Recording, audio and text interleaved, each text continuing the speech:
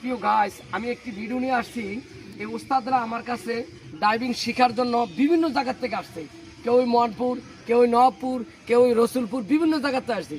আমার কাছে একটা আশা নিয়ে আসছেন যে উনির কাছে গেলে আমরা কিছু শিখতে পারবো। আশা করে আইছেন না?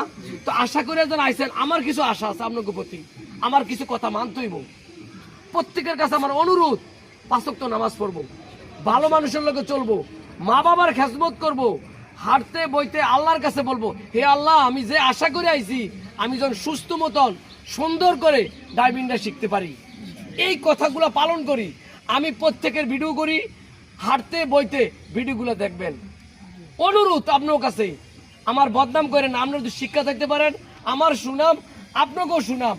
প্রতিদিন সকালে গাড়ি স্টার্ট দেওয়ার আগে কাজ আছে কি, এদিকে আসেন। প্রথমে আমরা মোবিল চাক দিব। এই যে এটার নাম মোবিল গ্যাস।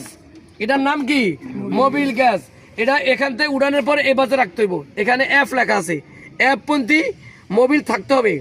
ঠিক আছে, এটা ঢুকিয়ে দিলাম, এটা রেখে দিলাম। এফ পন্থী মোবিল থাকতে হবে। মোবিলটা মাপ দেওয়ার আগে গাড়িটা সমান জায়গা আছে কিনা দেখতে হবে। তারপরে আমরা রেড ওয়াটারের পানি আছে কিনা দেখতে হবে। রেড ওয়াটারের পানি এবং মোবিল, এই দুইটা জিনিস চেক দিয়া তারপরে আমরা গাড়ি স্টার্ট দিব। প্রতিদিন সকালে এইগুলা কাজ। আমরা যারা গাড়ি চালাবো অবশ্যই সকালবেলা আমি সুস্থ থাকতে হইব।